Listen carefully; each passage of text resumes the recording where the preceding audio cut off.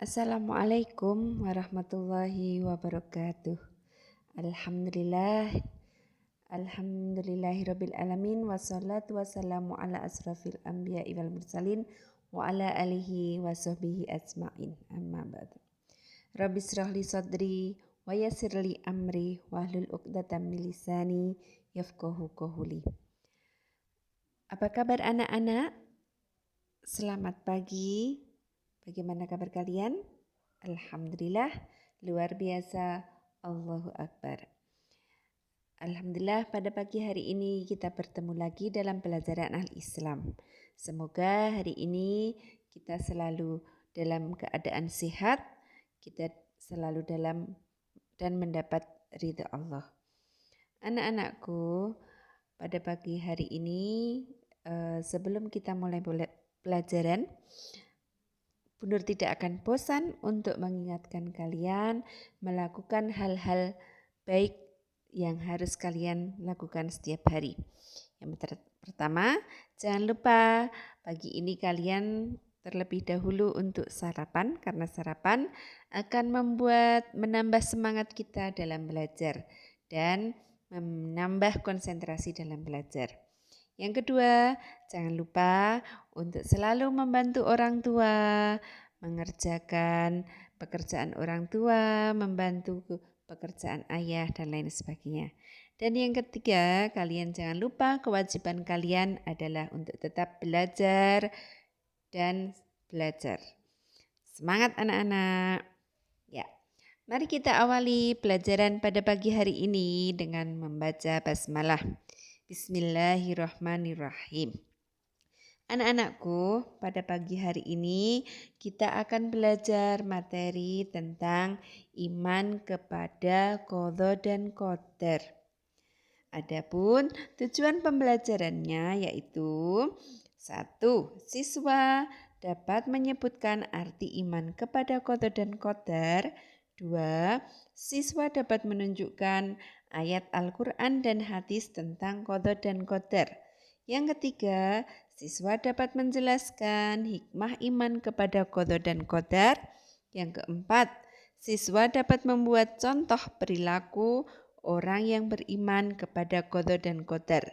Dan yang kelima, siswa dapat mempresentasikan contoh perilaku orang yang beriman kepada qadha dan qadar. Ya, itu ya anak-anak, semoga tujuan dari pembelajaran itu dapat kita capai semuanya. Baiklah anak-anak, untuk pengertian qadha dan qadar terlebih dahulu ya, kita akan mulai dari situ, dari pengertian dulu. Qadha merupakan bahasa Arab ya, yang artinya secara bahasa itu adalah kehendak atau ketetapan hukum. Sedangkan menurut istilah, qadha adalah segala bentuk dan keputusan Allah. Sedangkan qadar secara bahasa adalah ukuran atau ketentuan. Sedangkan menurut istilah, arti qadar adalah segala ketentuan Allah yang telah terjadi terhadap segala sesuatu termasuk makhluknya. Allah menciptakan segala sesuatu dengan ukuran masing-masing. Qadha dan qadar tersebut bisa disebut juga dengan takdir. Ya. Iman kepada qadha dan qadar merupakan rukun iman yang keenam. Ya. Dari pengertian qadha dan qadar tadi, misalkan Bu Nur contohkan, seorang ibu hamil, seorang ibu yang sedang mengandung, kemudian dia menginginkan anaknya lahir kelak adalah seorang perempuan, sehingga si ibu mendapatkan informasi dari dokter bahwa dia harus makan makanan yang menjadikan si janin ini menjadi perempuan, berjenis kelamin perempuan. Dia setiap hari membaca surat Maryam juga. Ketika dia periksa ke dokter pun, ketika di USG, dokter mengatakan memperkirakan bahwa janin yang dikandung si ibu adalah berjenis kelamin perempuan. Namun, tiba saatnya melahirkan si ibu, itu ternyata yang lahir adalah seorang anak laki-laki. Nah, itu adalah namanya takdir. Jadi meskipun kita sudah berusaha sekuat tenaga, semampu kita, namun yang terjadi adalah tidak seperti yang kita inginkan. Ya, meskipun yang terjadi yang lahir adalah seorang laki-laki, namun kita harus tetap mensyukuri. Si ibu itu juga harus mensyukurinya. Nah, itu adalah contoh qadha dan qadar. Takdir itu terbagi menjadi dua. Yang pertama yaitu takdir mubram. Takdir mubram adalah ketentuan Allah yang terjadi dan tidak dapat diubah oleh siapapun. Contohnya adalah jenis kelamin tadi, jenis kelamin laki-laki ataupun perempuan, kemudian ajal dan jodoh. Selain itu ada lagi yaitu matahari yang terbit dari timur dan tenggelam di barat itu. Itu adalah takdir mubram yang tidak bisa dirubah. Nah, itu adalah contoh-contoh takdir mubram.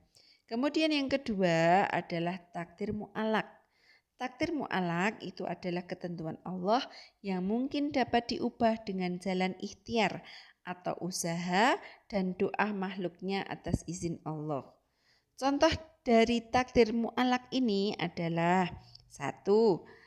Kepandaian, kekayaan. Kepandaian dan kekayaan itu dapat kita capai dengan ikhtiar, dengan berusaha. Kepandaian dapat kita capai dengan berikhtiar belajar. Kekayaan juga dapat kita capai dengan berikhtiar bekerja atau berusaha dengan sekuat tenaga. Begitu juga dengan sehat. Kesehatan itu juga bisa berubah karena ikhtiar kita. Seorang yang menjaga kesehatannya, menjaga makanan, pola makan, maka dia akan insya Allah akan sehat dengan jalan ikhtiar itu. Nah, selain ikhtiar itu kita juga harus berprasangka baik kepada Allah. Karena sesuai seperti apa yang Allah firmankan bahwa prasangka Allah atau takdir yang terjadi itu sesuai dengan prasangka hambanya kepada Allah. Jika kita berprasangka baik kepada Allah, maka insya Allah takdir yang akan diberikan Allah kepada kita juga baik seperti prasangka kita kepada Allah. Maka kita harus selalu optimis agar takdir yang diberikan Allah kepada kita itu juga sesuai dengan apa yang kita inginkan atau kita prasangkakan. Ya, hal ini sesuai dengan firman Allah dalam surat Ar-Ra'd ayat 11 yang berbunyi Innallaha la yughayyiru ma biqaumin hatta yughayyiru ma bi anfusihim. Sesungguhnya Allah tidak akan mengubah keadaan suatu kaum sebelum mereka mengubah keadaan diri mereka sendiri. Nah, itu. Jadi kita harus senantiasa berikhtiar dengan sekuat tenaga. Ya, di dalam buku paket kalian di halaman 118 itu sudah ada contoh takdir mu'alak. Itu seperti yang Bunda katakan tadi, ada kebodohan bisa diraih, bisa kita hapus, bisa kita singkirkan dengan giat belajar sehingga menjadi pandai, kemudian kekayaan ya bisa kita capai juga. Nah, itu adalah macam-macam takdir ya. Jangan lupa anak-anak, takdir itu ada dua, takdir mubram dan takdir mu'alak. Takdir mubram disebut juga takdir mulhak ya. Nah, adapun ciri-ciri orang yang beriman kepada Allah ya, kalian bisa baca di situ mentaati perintah Allah, berusaha, bertawakal kepada Allah, mengisi kehidupan di dunia dengan hal positif dan memperhatikan dan lain sebagainya. Ya, untuk selanjutnya dalil tentang qadha dan qadar. Ya, ada 3 dalil tentang qadha dan qadar dalam surat Ar-Ra'd wa kullu syai'in indahu bimiqdar. Dan segala sesuatu pada sisinya ada ukurannya. Yang kedua, surat Al-Qamar, inna kulla syai'in khalaqnahu biqadar. Yang ketiga, innallaha balighu amrihi qad ja'alallahu likulli syai'in qadrun. Ya, itu adalah dalil-dalil tentang qada dan qadar. Kemudian yang selanjutnya, hikmah atau hal positif atau manfaat yang kita ambil ketika kita beriman kepada qada dan qadar. Dengan kita beriman kepada qada dan qadar, insya Allah kita akan mendorong semangat bekerja. Ya, jangan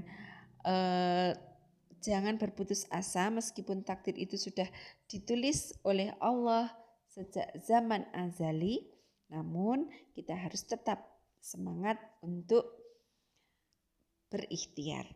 Yang kedua, hikmah yang kedua yaitu mendorong manusia untuk ikhlas dan ridho atas ketetapan Allah. Yang ketiga, mendorong manusia senantiasa bersyukur dan bertawakal kepada Allah. Ya, apapun yang terjadi, apapun takdir yang diberikan Allah kepada kita harus kita syukuri dan selalu kita bersikap sabar menyikapinya jika takdir itu adalah berupa musibah. Ya, jika takdir yang kita terima itu berupa musibah, maka hendaknya kita mengucap bacaan tarji, yaitu innalillahi wa inna ilaihi rajiun. Sedangkan jika kita mendapatkan takdir yang bahagia, misalnya rezeki yang melimpah, kesehatan, maka kita mengucap hamdalah atau alhamdulillah. Itu hendaknya kita mengucap, hendaknya kita selalu bersyukur atas takdir yang diberikan Allah kepada kita. Nah, itu ya anak-anak tentang iman kepada qada dan qadar. Nanti bisa kalian pelajari lagi, baca lagi di buku paket kalian. Ya.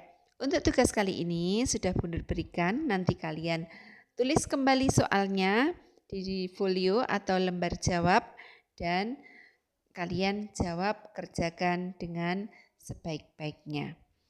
Ya. Semoga dengan belajar iman kepada qada dan qadar dapat menambah keimanan kita kepada Allah. Demikian ya anak-anak. Jika nanti ada yang belum paham, kalian bisa membaca buku yang lain atau artikel yang di artikel yang kalian punya, atau bisa kalian bertanya kepada orang tua ataupun bunur. Kurang lebihnya mohon maaf. Bunur akhiri. Wassalamualaikum warahmatullahi wabarakatuh.